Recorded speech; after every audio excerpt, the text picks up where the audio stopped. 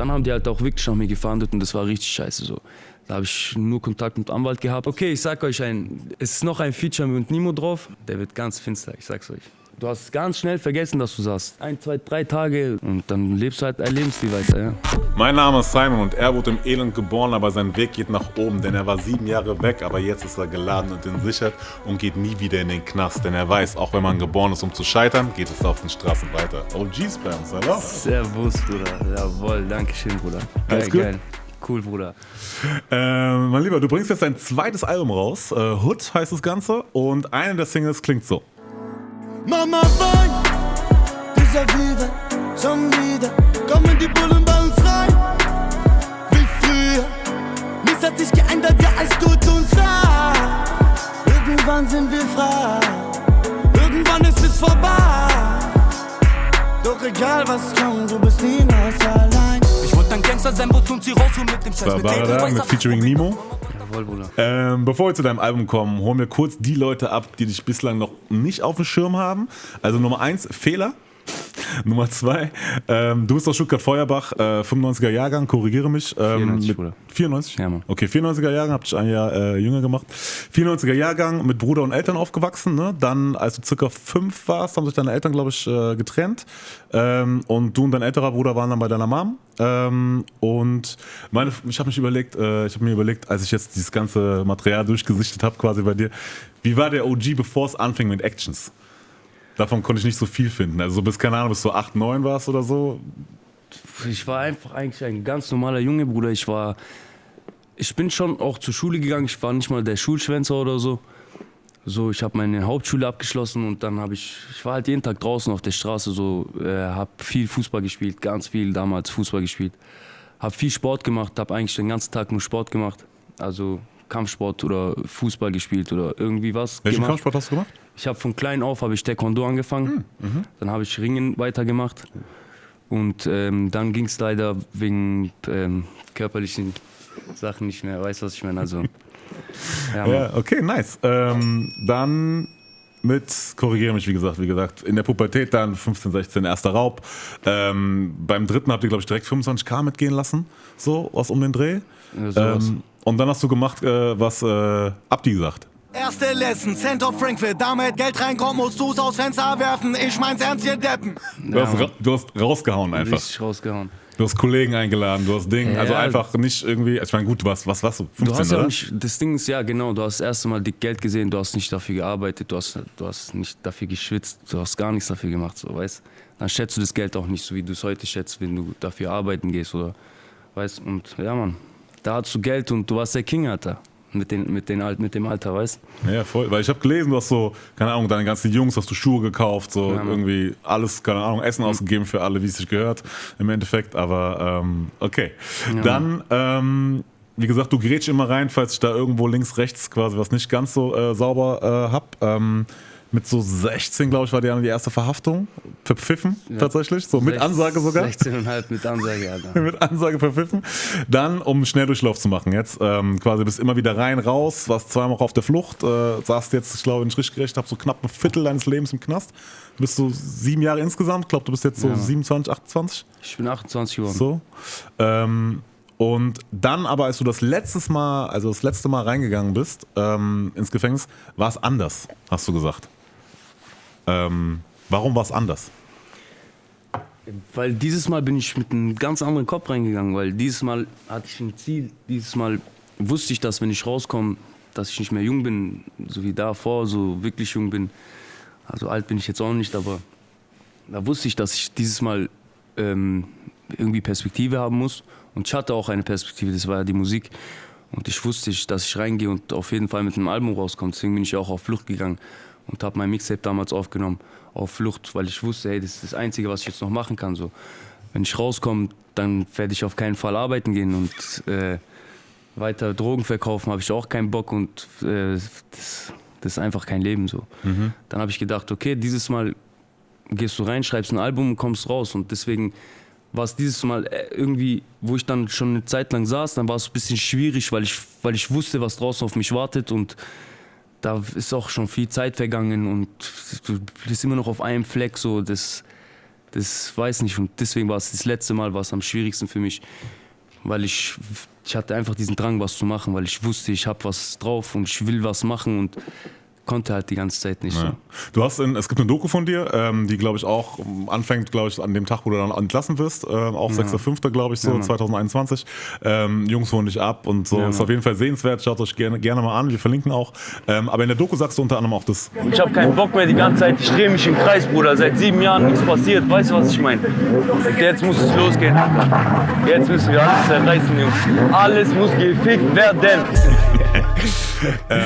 Wie würdest du diesen OG, den wir da gerade gehört haben, beschreiben im Vergleich zu dem von früher? So, als du die ersten 2 Mal oder 3 Mal, keine Ahnung, reingegangen bist. So. Diesen OG, den du gerade jetzt gehört hast, oder dieser OG ist der voller Tatendrang ist, der OG, der einfach zerreißen will, wie du gerade gehört hast, der einfach ficken will. Und ich glaube, mit diesem Album, das wird das, wo jetzt erscheinen wird, habe ich auf jeden Fall nicht zu wenig versprochen. Alter. Okay, sehr gut. Was ist denn jetzt in deinem Kopf? Also wie willst du durchdrehen? Klar, das Album ist sowieso, ich durfte es schon hören, sehr, sehr nice auf jeden Fall. Ich glaube, das knüpft sehr, sehr gut an dem, was man da schon kennt, nur geht halt nochmal einen Schritt weiter so. Aber was sind deine Pläne? Wo willst du hin, idealerweise, wenn du das überhaupt schon so skizziert hast in deinem Kopf? Bruder, ich mache mir gar keine Pläne, wo ich hin will. Ich mache einfach. Und wo der Weg hinführt, da führt er hin, weißt du, was ich meine? So.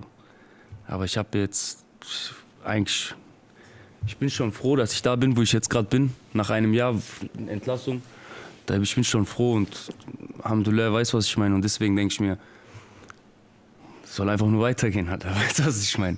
Egal, wo der Weg hinführt, es kann nur noch besser werden, weißt du? Aber halt voll der Fokus auf die Mucke einfach. Auf jeden Fall, das ist ja das Einzige, was ich gerade noch habe, so.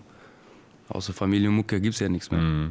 Wie schwer ist es so, ich kann es ja nur versuchen nachzuvollziehen, aber ich meine, du hängst noch vielleicht mit anderen Jungs ab so, oder bist noch sehr, sehr stark, du bist ja nicht einfach direkt komplett woanders hingezogen so, und wie viel Einfluss kommt da noch von außen auf dich also wirkt da noch ein, und wie schwer ist es quasi dem so zu widerstehen? Das Ding ist aber auch, das Gute ist, nicht nur ich habe mich jetzt distanziert von der Straße, irgendwie auch meine ganzen Jungs so.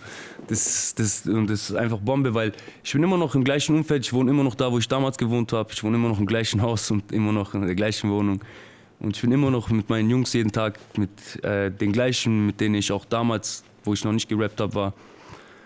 Und das Gute ist, dass wir alle keine Scheiße gerade mehr bauen. Jeder hat sich irgendwie ein bisschen gerafft, jeder hat ein bisschen auch keinen Bock mehr auf die Scheiße. So. Wir sind auch ein bisschen älter geworden alle. Und das ist halt das Gute, wir tun uns alle unterstützen, weißt du? So. Jeder kommt, der eine geht bei dem mit, der andere macht das mit für den. Weißt du, was ich meine? So. Super. So. Ja, sehr nice. Ich glaube, das hilft ungemein. Auf jeden Fall. Weil ich hätte mir jetzt schwer vorgestellt, wenn, weißt du, drumherum die Jungs noch so ein bisschen auch verhaftet gewesen wären. Und, ne, also ja, gibt's auch auf jeden Fall noch. Also das ist auf jeden Fall noch so. Also jetzt vor kurzem war eine große Welle, wo die wieder viele Leute mitgenommen haben. Aber das ist halt, damit sind wir halt aufgewachsen. So. Das ist schon normal so, weißt du, was ich meine, dass sowas passiert. Aber es ist nicht mehr so, dass jeder kriminell ist, so wie damals so. Weißt du, was ich meine? So, damals war jeder, den ich kannte, kriminell. Jeder hat Scheiße gebaut, jeder war auf Bewährung oder irgendwas, weißt du? Aber jetzt ist es nicht mehr so. Natürlich immer noch viele Leute gehen rein und kommen raus und gehen wieder rein. Oder sind auf Flucht oder sind weg für immer. Aber nicht mehr so wie früher. Es gibt viele Leute, die sich auch gerafft haben. Ja, top. Du hast angesprochen, auch auf Flucht, du hast auch Mucke gemacht auf Flucht, dazu kommen wir jetzt auch gleich noch. Und ich glaube, deine erste Flucht war in Deutschland, ging so circa 6 Monate, hast du gemeint. Irgendwann mal, also so ungefähr, ja. Ungefähr, ein halbes Jahr, Pi mal Daumen, schieß mich tot. Aber ich weiß, du hast auch schon mal zu erzählt und so, aber ein paar Leute vielleicht auch vor allem, die jetzt hier zuschauen, die haben es vielleicht noch nicht überhaupt alles auf dem Schirm und können sich das vielleicht auch gar nicht vorstellen. So.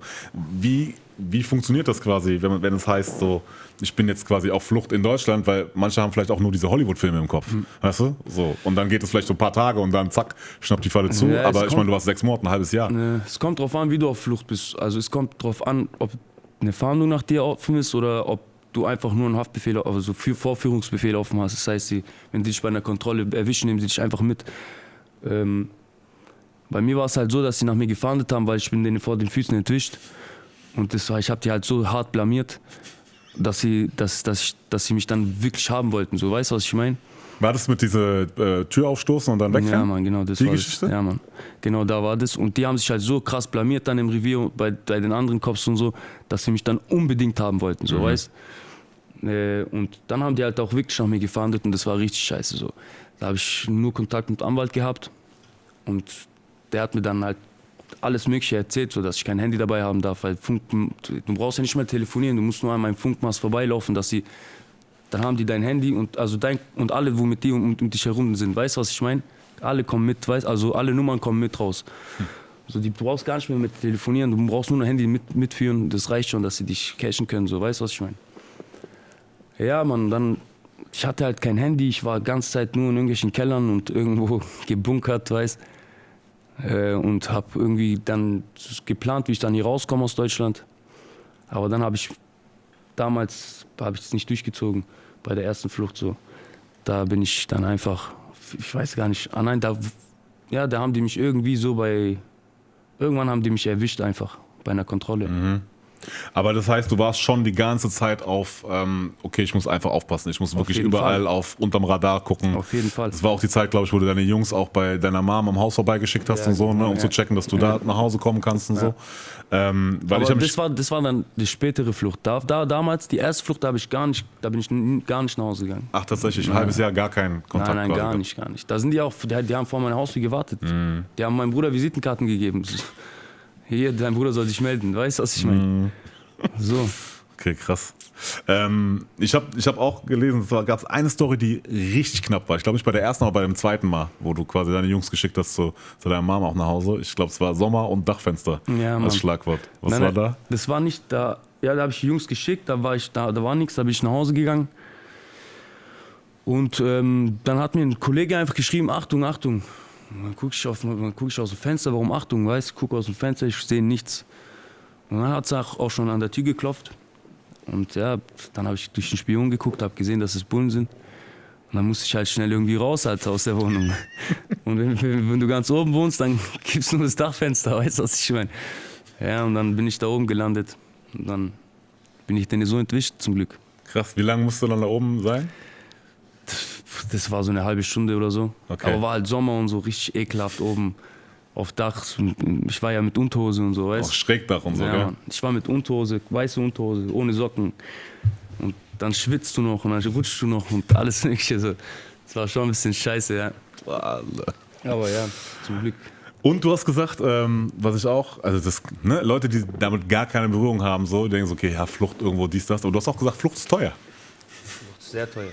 Sehr, sehr teuer. Kannst du nicht zu Hause schlafen, kannst du nicht zu Hause essen, zu Hause schlafen. Egal was du machst, kostet ja Geld, so, weißt. Wenn du duschen gehen willst, musst du ins Schwimmbad, musst Geld zahlen, Alter. Weißt du, was ich meine, also. Egal was du machen willst, du musst zahlen, weißt du. Und auf Dauer, wenn du jeden Tag im Hotel schläfst oder so, ist auch teuer, weißt du. So ein Jahr oder so, wenn du das durchziehst. Und ich hab's ja einmal ein halbes Jahr, dann nochmal ein Jahr und dann nochmal, glaub, keine Ahnung, ein halbes Jahr oder 8 Monate oder so durchgezogen. Irgendwann war das sehr teuer. Nee, und du hast vor allem auch gesagt, was ich auch sehr interessant finde, aber komplett nachvollziehbar. Du merkst da auch, wer sind wirklich die Jungs, die zu dir stehen. Auf jeden Fall. Und welche nicht. Ja. So. Ja. Weil ich glaube, so erste 1-2 Wochen ist cool, so ey, der ist auf Flucht, was ist cool, aber man sagt so, ey, klar helfe ich dir, Support, hier couch mal oder da, versteck dich so. Aber wenn es halt so 2-3 Monate geht. Dann, ja, das Ding ist, jeder, der mit dir ist, muss dann auch wegstecken, weißt du? Und dann merkst du, steckt der für dich weg oder nicht, weißt du, was ich meine? Und wenn das dann, jeder steckt weg für die Coolness oder auch wenn er nicht will, steckt er weg, einfach nur, damit keiner sagt, ey, guck mal, was für ein Mongo, weißt du, was ich meine? Der hilft nicht mal seinem Freund, weißt du, was ich meine? Aber so nach ein paar Monaten, dann merkst du wirklich, Alter, so, die Leute denken sich, ich bin nicht auf Flucht, warum mache ich den ganzen Scheiß mit, weißt du, was ich meine? Und ein Freund macht es trotzdem mit, weißt du, ein wirklicher Bruder. Und da merkst du es. Ja. Deine zweite Flucht ging nach Marseille, unter anderem. Ja. Warum da? Marseille, Marseille ist ja wie Nordafrika, du weißt ja, das ist schon fast mein Land da. Und ich habe da auch viele bekannte Kontakte und dies, das, weißt du, was ich meine? Landsmänner. Auch, ja, und auch musikalisch, also habe ich da Studios und so. Da habe ich gedacht, da ist eigentlich das Beste, wo ich hingehen kann. Sommer, Sonne, Arabs und Studio. Kann man direkt alles verbinden ja, einfach. Habe ich einfach alles verbunden. Da war ich dort, hab dort abgekackt, hab da auch neue Vibes dann eingefangen ein bisschen und so, weißt du, was ich meine? Und da hast du ja auch dann, glaube ich, an deinem ersten Album angefangen zu arbeiten, beziehungsweise die ganzen Sachen, also Singles produziert, Videos gedreht was heißt auch. angefangen zu arbeiten? Ich habe 4 Tage dran gearbeitet. Ich habe 4 Tage aufgenommen. Mehr Zeit hatte ich ja nicht, weil das war alles auf Druck. Ich habe das ganze Mixtape habe ich in 4 Tagen aufgenommen, 5 Tagen in Marseille. Und dann habe ich ein paar Lieder habe ich davor schon aufgenommen, hier in Deutschland. 1, 2 Lieder, 3. Und den Rest habe ich dort dann ganz schnell zack, zack gemacht. Mixmaster war ich ja gar nicht mehr da. Da war ich ja schon im Knast. Und ja, ich habe halt, ja, das war gar nicht so viel Studiozeit dort. Das waren vielleicht, ich glaube, wir haben es ausgerechnet, 60 Stunden Studiozeit oder so. Okay, krass.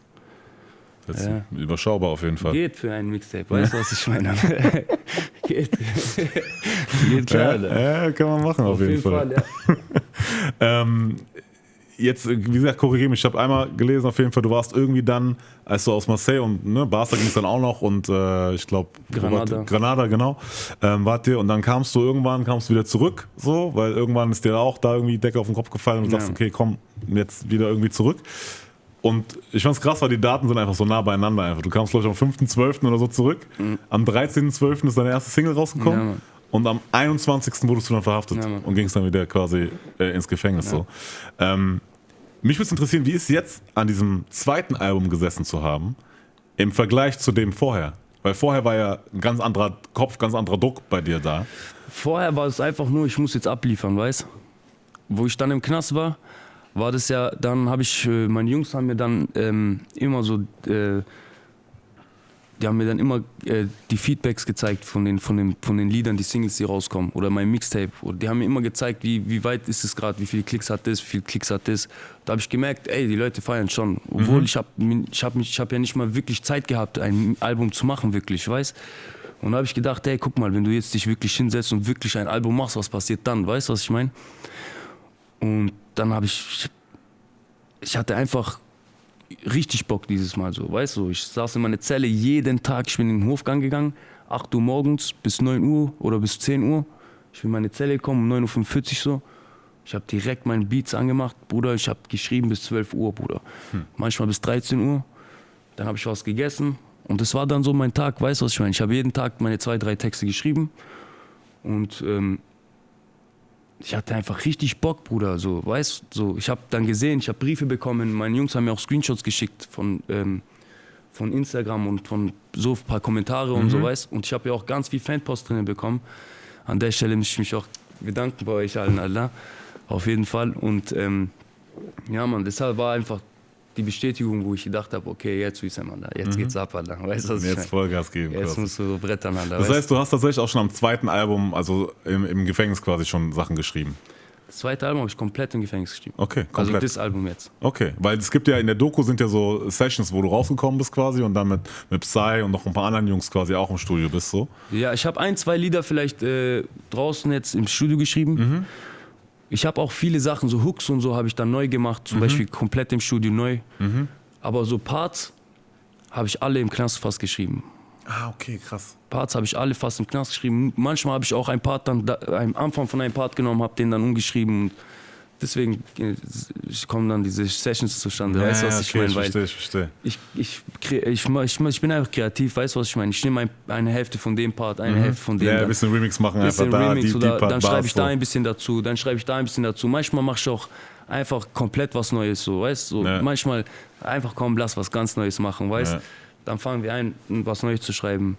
Oder wir machen einen neuen Beat oder irgendwas, weißt du? So ist in die Richtung, okay. Aber dann auch jetzt für die Videodrehs oder vielleicht kommt auch noch der eine oder andere Videodreh, aber bei den Videodrehs oder auch bei den Sessions, da musst du jetzt nicht Teile von während der Fahrt von hinten nach vorne klettern und in Socken eine Polizeikontrolle machen. Solche Actions waren dann nicht mehr dabei.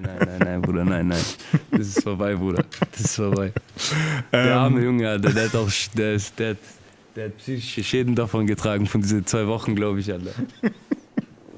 Das war auf jeden Fall intensiv, wenn ihr jetzt euch fragt, was redet der Junge da, guckt euch die Doku an, das ist auf jeden Fall, gibt für 1, 2 witzige Szenen so dann.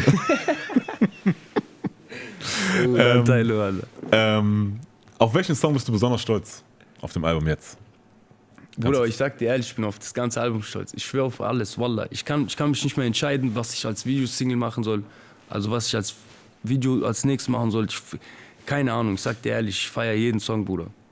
Ich sag dir ehrlich, Bruder, Wallah. Sonst will ich die Songs nicht drauf machen. Ich feiere jeden einzelnen. Weil das ist auch wieder so, bei mir ist ja so, ich mache ja nicht immer eine Richtung, weißt du, was ich meine? Ich versuche einfach mal hier ein bisschen Drill, da ein bisschen Oldschool. Dann mache ich wieder was wie Fliegen, weißt du, was ich meine? Ja, und deswegen hat jeder seinen eigenen Geschmack, so jeder Song, weißt du, was ich meine? Deswegen kann man die auch nicht alle so vergleichen. Deswegen kann ich auch nicht sagen, der ist besser als der oder der ist besser als der, weil jeder für sich geil ist, finde ich. Jeder für sich hat seinen Geschmack. Ja, manchmal gibt es ja so, dass man doch so einen Liebling hat. So, na klar, weißt du, das ganze Album ist ein Baby so, man feiert so, aber es gibt manchmal... Schon, okay, ich sag euch es ist noch ein Feature mit Nimo drauf, der heißt Block Pavian. Der wird ganz finster, ich sag's euch. Der wird ganz finster. Der ist Khatar.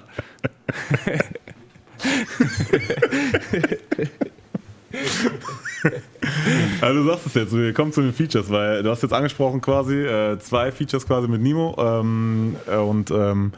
wie sich für einen OG gehört, ich habe die Liste mir durchgeguckt, ich so, okay, da sind auch einfach nur OGs drauf. So, ich meine, wir sind jetzt zum jetzigen Zeitpunkt, wird es glaube ich auch schon alles veröffentlicht sein, ich weiß gar nicht, ob die Tracklist jetzt schon draußen ist, aber also Ramos drauf, ja, Mann. Omar ist drauf. Ja, Mann. DJ Raffic, der halt einfach auch die krassesten Cuts macht so. Endstufe, der Typ ist Endstufe. Wirklich Feierabend.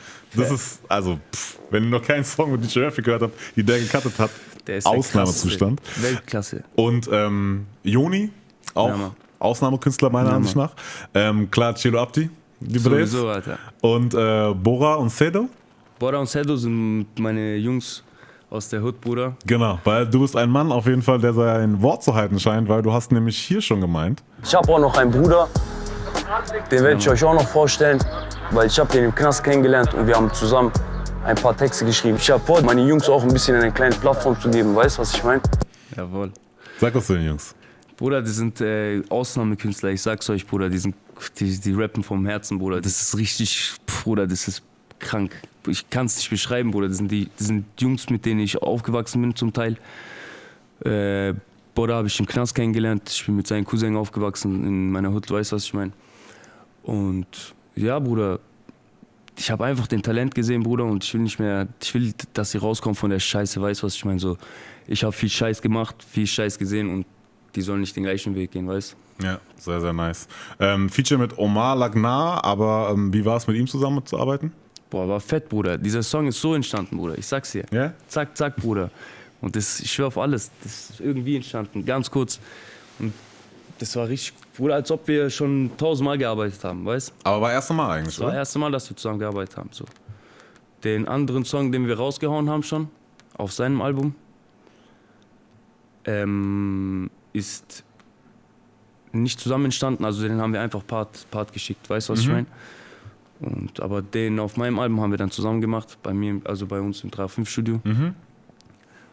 Er ist auch richtig krass geworden, Bruder. Und das geht, also mit Omar, also der Junge ist auch, Bruder, da merkst du, der hat Hunger, der will, weißt du, was ich meine? Also bei Omar finde ich persönlich, als ich ihn das erste Mal gehört habe, mit seinem ersten Song, der rausgekommen ist, war so, okay, anders. Einfach, ja, weil du einfach, also klar, sein Background nochmal so, aber er schafft es halt so krass, genau, das lyrisch so krass zu verpacken, die Story, du bist direkt in seinem Film. Ich schwör's dir, und der kann es auch richtig, der kann richtig, dieses Storytelling, weißt du, er kann richtig erzählen, so, weißt du, was ich meine?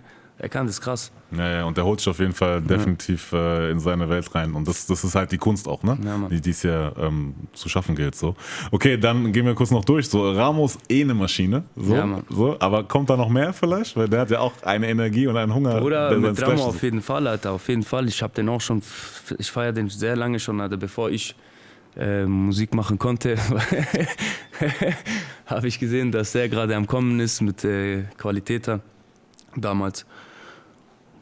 Baba, auf jeden Fall, der wird auf jeden Fall noch mehr kommen, 100%. Ja, sehr nice.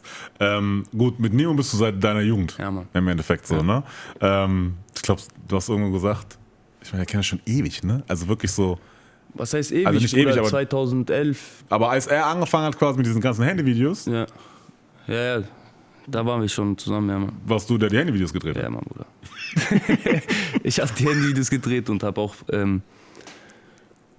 die Beats manchmal ausgesucht. So. Was heißt ausgesucht? So, ich habe Beats gesucht zum Beispiel und habe ich die dem gezeigt. Der hat so, oh, Baba Beat und so. Weißt du, was ich meine? So, ich habe ein paar Beats angemacht, der hat dann drauf geflext, weißt du? Naja, wenn man ganz tief sucht, so gibt es dann auch so ein paar Handy-Garagen-Videos so von euch und so way back. Ja, Mann. Ja. Und ich glaube, zu der Zusammenarbeit so, und solange du, glaube ich, nicht mit ihm nach Hause willst, um eine neue Hose zu suchen, quasi, ist eigentlich auch alles easy.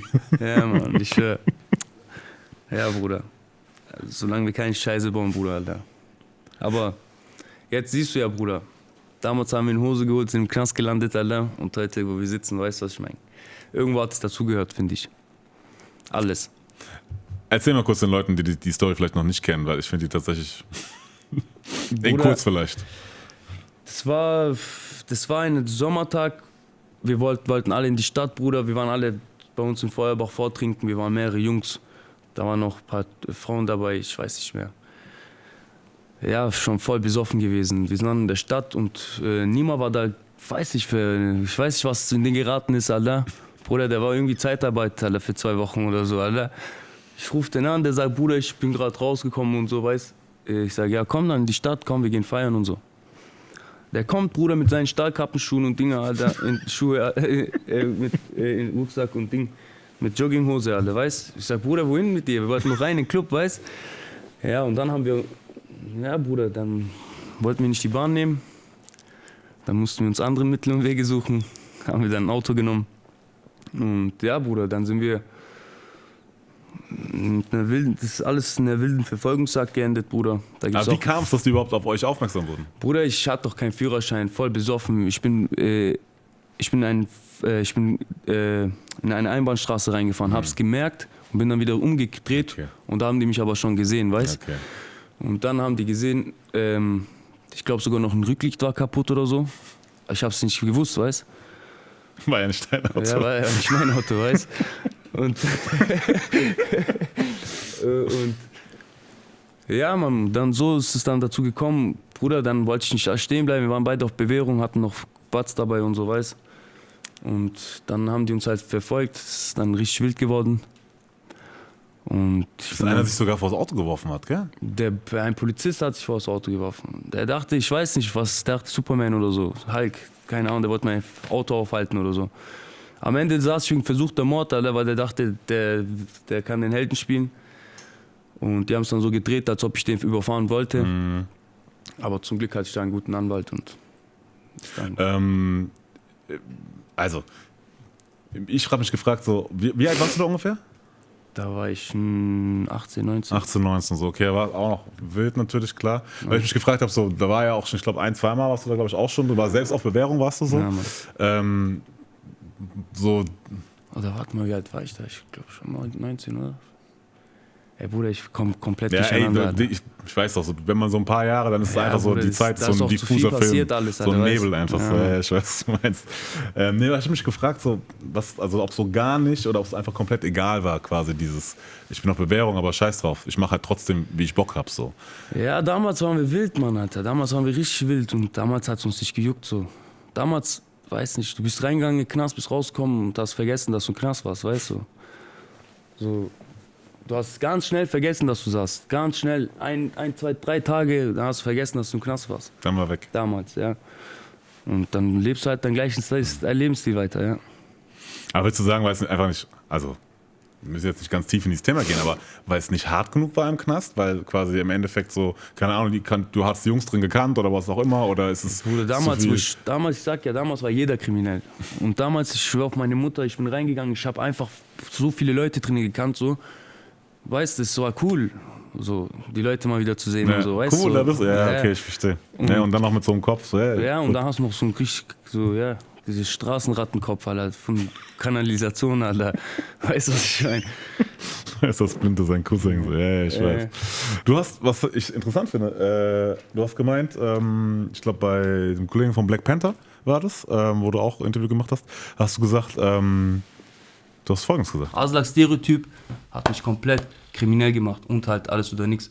Musik hat mich echt auf jeden Fall auch sehr, sehr also auf diese Straßenfilme gebracht. Und deswegen, wenn ich jetzt Kinder sehe, sagen, oh G, dann denke ich mir, cool, weißt du, aber andererseits, ey. Ein Großteil der Rapper sagt ja, ey, ich bin nicht verantwortlich. So, weißt du, für meine Texte und keine Ahnung, wenn die Jugend das macht, dann ist ja nur Mucke. So, und es sei ja nur Kunst. Jetzt beweist du anscheinend das Gegenteil, keine Ahnung, aber was waren so die Sachen in den Songs, wo du gesagt hast, okay, ich will auch, so, let's go. Wie meinst du? Naja, die dich kriminell gemacht haben. So. Ach so. Wenn du sagst quasi, ne, das hat mich, dieses Album hat mich kriminell gemacht. So. Was war das so in den Songs direkt, wo du sagst, okay, mache ich nach? Oder will ich auch? Oder? Bruder, einfach alles, Bruder. Alles einfach so. Wenn ein Bedo Bass damals, das ist ein Raubüberfall, ein Raubüberfall. Ich gehe in den Laden und irgendwie so, keine Ahnung, Bruder, das ist alles ein Film oder was willst du haben? Ich will ein Benz, ein 500er, bei dem jede Fecke glänzt, weißt du, Bruder, da denkst du dir doch, Alter, ich will auch, Bruder, Alter, weißt du, willst doch alles, was die rappen, willst du haben oder willst du auch sehen oder leben, weißt du, was ich meine, so, Bruder, also Stereotyp, das hat ja dann nochmal alles getoppt, finde ich, Bruder, Haft hat ja, Bruder, der Abi, der hat komplett, weißt du, was ich meine, der hat ja nichts von, der hat ja gar kein Blatt vor den Mund genommen, so, weißt du, was ich meine, damals, und, Bruder, das macht halt schon was mit jemand, der sowieso schon auf diesem Weg ist, Alter, weißt du, was ich meine, dann das... Bisschen Brandbeschleuniger. Ja, so. genau. Du bist keiner, der große Botschaften verkündet, hast du auch bei dem Kollegen gesagt, bei Black Panther so, weil irgendwie, ne, du bist jetzt keiner, der so groß, Ansagen macht, allem drum und dran, aber man hat schon gemerkt, wenn man sich das anguckt, so, also, wenn du jetzt Kids siehst, die dich feiern, so, ja, also, was denkst du dann? Bruder, ich feiere dich schon. Also irgendwo, natürlich, keiner kann sagen, Bruder, ich will nicht, dass sie mich feiern. So, weißt du, was ich meine? So, natürlich willst du ein Vorbild sein. Andererseits, Bruder, kann ich das nicht vereinbaren mit jetzt nicht mehr so komplett, also ohne Beleidigung zu rappen oder ohne Ding, weil das ist Hip-Hop, Bruder. Da ist Hip-Hop entstanden, Crack, Gosse, Nutten, Geld, Bruder, das ist Hip-Hop, Bruder, weißt du, was ich meine, finde ich, Bruder. Es ist vor allem deine Welt, die du kennst quasi und das ist geht ja darum, Bruder, dass du beschreiben, was den Hip-Hop, den ich kennengelernt habe, so mit Biggie und so, weißt du, was ich meine, Bruder, das kommt von da, Bruder, weißt du, was ich meine. Und ich finde es schon scheiße, Bruder, dass sie meine Texte hören und meine Lieder. Aber was soll ich machen, Bruder? Was soll ich jetzt Blümchen rappen, Bruder? Das bin nicht ich, weißt du, was ich meine? Das bin nicht ich, Bruder. Ich kann nur das rappen, was ich bin, Bruder, oder was ich war, oder... Ich glaube, wichtig ist der Unterschied einfach, dass es für Kids klar ist oder keine Ahnung, vielleicht hätte es auch dir geholfen früher, als wenn Hafti quasi Interviews mehr gesagt hätte, I don't know. Ne, ist ja auch alles cool, weil seine Mucke ist ja die es ist, so, und die ist pur, die ist roh, so, ja, und genauso ist deine Mucke ja, das ist ja deine Welt, du sollst dich ja nicht verstellen, wie gesagt, du kannst nicht über Blümchen und Bienen rappen so. Ich glaube, das Wichtige ist, dass es klar wird, dass du es nicht verherrlichst. Ja, Mann. Oder dass du es nicht glorifizierst. So sieht's aus, ja, das stimmt. Das meine ich. Bruder, das versuche ich auch jedes Mal, Bruder, das versuche ich auch jedes Mal auch zu sagen und so, das ist einfach, ich rapp ja, was ich war, Bruder, und ich rapp ja auch, oft sage ich tickte, oder ich sag ja oft, ich tickte Vakupex oder weißt du, was ich meine, und nicht mehr ich ticke, weißt du, was ich meine, weil ich will zeigen, dass ich jetzt was anderes mache, dass ich jetzt Musik mache, weißt du, was ich meine, dass ich jetzt anderes, so keine Ahnung, so, ich versuche das schon nicht zu verherrlichen, auf jeden Fall so, kein bisschen, null. Ja. 0-0. Du hast es hier auch ganz gut gesagt, eigentlich in der Doku. Bruder, ist vorbei, Straße, dieses. Also, es gibt auch andere Sachen im Leben, Bruder. Nicht nur Straße. Das war auf jeden Fall ein großer Teil meines Lebens. Ist es immer noch, weiß, aber, Bruder, ein fettes Haus, Bruder, eine dicke Karre, Bruder, einen dicken Garten, Bruder, weißt du, was ich meine? Du chillst draußen. Das ist doch auch ein anderes Leben, weißt du? Aber das kannst du mit Straße nicht aufbauen. Und ich glaube, es kommt ganz oft zu wenig an, sage ich jetzt mal, bei den Kids. Ja. Weil die, glaube ich, dann sagen, okay, der rappt drüber und kommt daher, so deswegen, ich muss auch, ich will auch. Ja. Aber im Endeffekt sagst du ja auch, ich hab Jahre verloren. Ja. So, hätte ich die Energie früher mit einem klareren Kopf oder quasi mehr fokussiert in die Mucke gesteckt. Klar, du hast einen Teil gebraucht, weil das zu dem machen, aber ich glaube, das haben wir schon gut vermittelt mit der Doku und so, mit den ganzen, dass ich auch viel Scheiße gefressen habe. So. Ja. Auch ich war auf Flucht, Mann, ich war überall, ich habe vom Wasser angetrunken, Mann. Ich habe Thunfischdosen gegessen, bevor ich schon im Knast war, Alter. Weißt du, was ich meine? Ja. Ich habe schon draußen wie im Knast gelebt, weißt du? Und das haben wir, glaube ich, dann schon auch gut vermittelt den Kids da draußen, dass das Leben, was ich da so rappe, dass es auch ganz viele Nachteile mit sich bringt. Weißt du, was ich meine? So, ganz viele Jahre, die du nie wieder zurückbekommst von keinem. Ja. Okay. Also keiner schenkt dir Jahre, weißt du? Ja, voll. Deswegen, das ist glaube ich, immer wichtig. Das hat so in dem Interview mit Black Panther, hast du das, glaube ich, habt ihr beide ja gesagt, so, ey, voll gut. Ihm war es auch wichtig, das nochmal rauszustellen. So. Und ich glaube, das ist genau auch, wenn man dann, ne, du kannst einmal die Mucke hören, dann siehst du den Kollegen nochmal oder die Kollegin auch nochmal im Interview. So, und dann kriegst du als Konsument, als Fan, als Hörer, wie auch immer, auch nochmal ein anderes Bild von der Person. Ich habe auch schon Nachrichten bekommen und Nachrichten gelesen von Fans, die mir sagen, hey OG, cool, ich fühle mich voll inspiriert von dir, von deinem Doku und von deinem Weg. Also so ganz süße Nachrichten, wo die mir sagen, hey, danke, dass du so deinen Weg zeigst, weil dadurch verliere ich die Motivation nicht und so weißt. Und ich glaube, ist da doch ist schon nice. viel ist angekommen bei den Kiddies da draußen. Ja, sehr gut. Ist doch gut, ey. Was ist noch wichtig für die Leute zu wissen zu dem Album? Was liegt dir noch auf? Was willst du denen mitgeben? Was soll ich mitgeben? Ich sag, das ist auf jeden Fall das erste Projekt so richtig, also ein Album, wo ich richtig dahinter stehe, so wirklich, wo ich sag, hey, das ist ein Baba-Album, weißt du, was ich meine? Geht auf jeden Fall noch besser. Aber das ist ein Baba-Album, weil davor war ich ja immer nicht da, konnte nicht beim Mixmaster da sein oder so. Auch bei Album-Releases war ich, also bei den letzten war ich da, aber bin ich frisch rausgekommen. Aber ich habe nie so die Entstehungsphase so wirklich mitbekommen und so, weiß, Promophase und alles Mögliche. Aber ja, Mann, dieses Mal war ich bei allem dabei und habe alles abgesegnet. Und das ist jetzt mein Produkt sozusagen. Alter. Ja, schön. Gibt es noch etwas, was dir auf dem Herzen liegt? Weil wir sind tatsächlich am Ende jetzt. Bruder, guck, dass ihr alle friedlich bleibt. Das war einfach nur Dinge, ja. Easy, ist doch schön, dann haben wir besprochen. So. Dann war es das schon wieder tatsächlich. Hood heißt das neue Album von OG. Feuerbach Hood, ganz genau. Die Sendung hier ist Deutschrap Ideal. Mein Name ist Simon. YouTube, Podcast, Instagram, ARD Mediathek. Wir sind überall. Wer uns nicht findet, hat nie gesucht. Und nicht vergessen. Sneaker präsentieren, OG, gehst mal wieder, Baba. So sieht's aus, Alter. OG, die letzten Worte gehören dir. Ja, Mann. Wie gesagt, Alter, bleibt alle friedlich, Alter. Holt euch auf jeden Fall den Jungs ihre Torbas und mein Mixtape-Album. Und ja, Mann. Ich liebe euch. Ich hoffe, ihr liebt auch mich. Wenn nicht, dann nicht. Yalla, ciao, ciao. Jawohl, wir sind fertig mit dem Interview. Ich hoffe, es hat euch gefallen. Es hat mir auf jeden Fall sehr viel Spaß gemacht. Holt euch auf jeden Fall das Album Hood Hard 30D, Mutter Ficker. Es wird krass, es wird Baba. Abonniert den Kanal. Ich liebe euch, Habibis.